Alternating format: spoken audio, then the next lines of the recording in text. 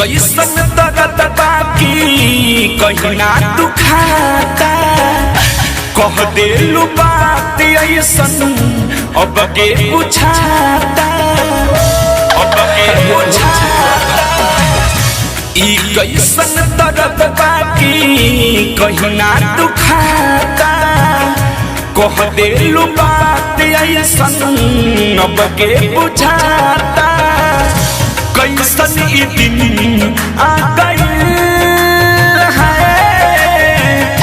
कैसन ई दिन आ गइल है, साचो तोहर पगला पगला गइल, साचो तोहर पगला पगला गइल।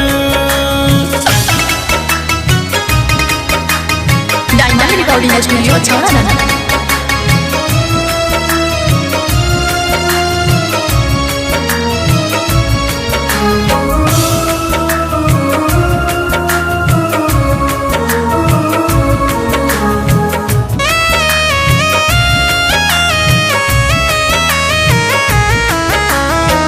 राज्य में इलाज हमारे डॉक्टर न करी, ट्रीटमेंट फेल हो जाए, ट्रीटमेंट फेल हो जाए।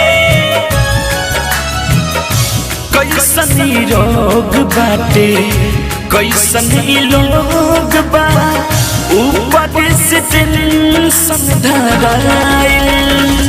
तू बाडू पियावा संग तंग बानी हम हो, झेलतानी दुख सो तानी सितम हो। हंसी चेहरा मुरू छा गइल है, हंसी चेहरा मुरू छा गइल है, साचो तोहर पगला पगला गइल, साचो तोहर पगला पगला गइल।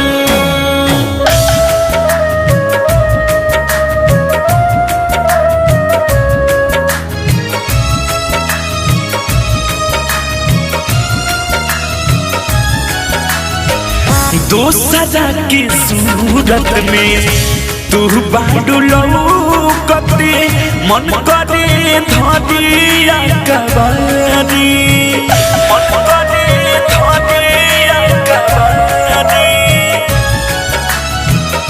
आवादा बनल बा राइटर चंद्र साबरी, जान होया जाए बिहारी।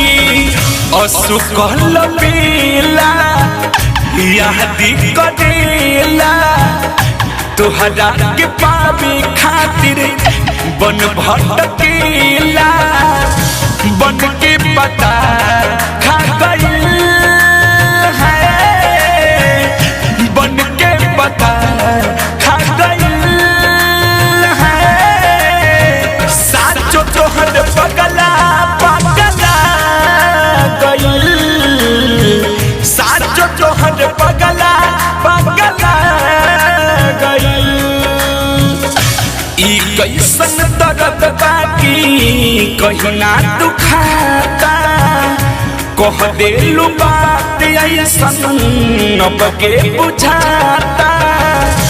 कैसन ई दिन आ गइल है, कैसन ई दिन आ गइल है, साचो तोहर पगला पगला गइल, साचो तोहर पगला पगला गइल। डायमंड रिकॉर्डिंग स्टूडियो छौड़ा।